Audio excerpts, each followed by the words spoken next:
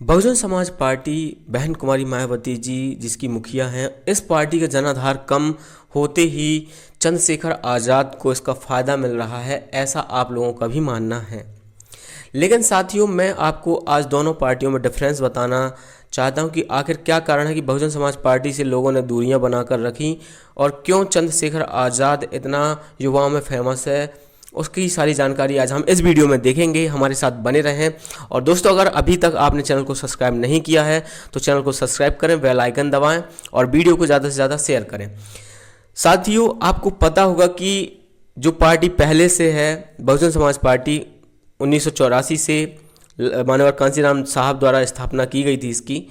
इस पार्टी जो आज भी फेमस है जिस वजह से इसका अनुशासन, इसकी गाइडलाइन, बसपा पार्टी के अलावा आपको अनुशासन और कहीं देखने को नहीं मिलेगा। मुखिया की अलग से सीट होना, अन्य जो पार्टी के कार्यकर्ता हैं या और भी पदाधिकारी हैं उनका अलग स्थान होना, पार्टी में जब भी इनके आंदोलन होते हैं, आंदोलन में किसी भी प्रकार की हिंसक बातें, भड़काऊ भाषण नहीं होते और ना ही कभी जान मान की हानि होती है।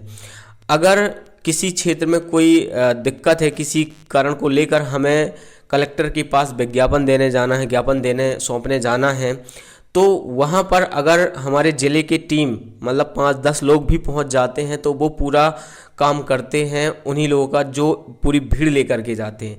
मतलब यह मैं कहना चाहता हूँ कि हमें भीड़ लेकर जाने की आवश्यकता नहीं होती। उस लेटर पैड में जो समस्याएं लिख दी जाती हैं वो सर्वोपरि मान्य होती हैं।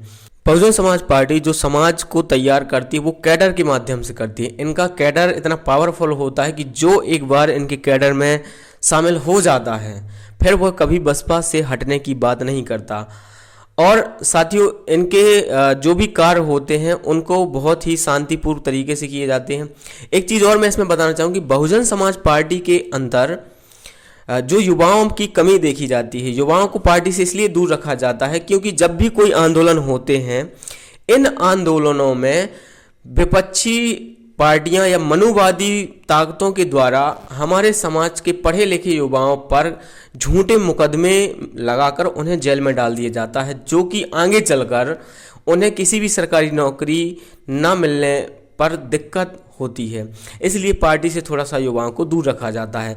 लेकिन अब जो भी पार्टी गाइडलाइन तैयार हुई है उसमें ये सब चीज़ें स्टार्ट हो जाएंगी, आपको पार्टी में रखा जाएगा और बहुत ही शांतिपूर्ण तरीके से भी आगे काम किया जाएगा। अब मैं बात करूंगा भीम आर्मी चंद्रशेखर रावण की, जो युवा इतने उनके फैन हैं उसकी कारण क्या है।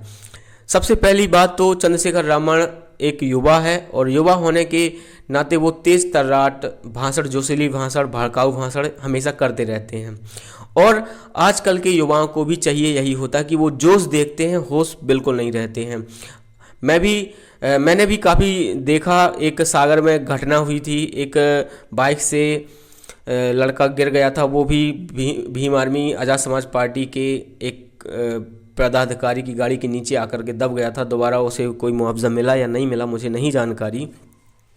तो ऐसी बहुत सारी मैंने अनुशासनहीनताएं उसके अंदर देखी हैं, संगठन के अंदर देखी। जब भी इनके आंदोलन होते हैं, आंदोलनों में कोई अनुशासन नाम की चीज़ नहीं दिखती है, तो ये देखना बहुत ज़रूरी है। मैं आपको लगेगा मैं कुछ गड़बड़ वो आपकी बुराई कर रहा हूँ, लेकिन नहीं, मैं आपको बता रहा हूँ। आप जो जहाँ पर हैं उनको इस चीज़ को समझने की बहुत ज़रूरत है कि जहाँ पर भी हैं आप तो वहाँ पर ये सारी चीज़ें फॉलो करना बहुत ज़रूरी है। आप अनुशासन में रहिए, पढ़े लिखे युवा बनिए। लेकिन अभी भी बहुत सारे लोगों के ऊपर मुकदमे हैं जो भीम आर्मी से जुड़े हुए थे, उनके मुकदमे में वो लोग जेल की चक्की पीस रहे हैं, वो अभी तक वापस नहीं आए हैं। लेकिन हो सकता है कि अब आ जाएँ, क्या पता आते भी हैं या नहीं आते हैं, वो तो बाद में ही पता चलेगा।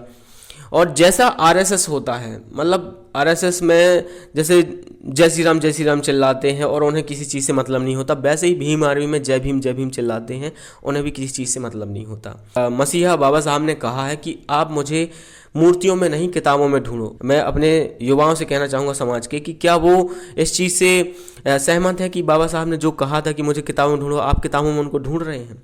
नहीं ढूंढ रहे हैं। अगर कहीं मूर्ति टूट जाती है तो आप वहाँ तुरंत पहुँच जाते हैं। अब आप कहोगे कि मूर्ति टूटने पर तुम्हें कोई दिक्कत नहीं होती। तो बाबा साहब ने बहुत पहले, कांसीराम साहब ने बहुत पहले कह दिया था कि हम जगह जगह मूर्ति लगवाएंगे, उनके ऊपर पक्षी भी बैठते हैं, गंदगी करते हैं, कुछ भी करेंगे, तो क्या हम पक्षियों के पीछे भागते रहेंगे?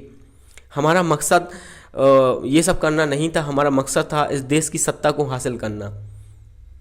तो आप उस रास्ते से भटक कर किसी दूसरे रास्ते में जा रहे हैं। आपका मकसद था पढ़ाई लिखाई करके, उच्च शिक्षा प्राप्त करके आपको उन सरकारी पदों में जाना जहां पर आज उच्च जाति के लोग और मनुवादी सोच के लोग बैठे हुए हैं। आपका मकसद था वहां पर पहुंचना।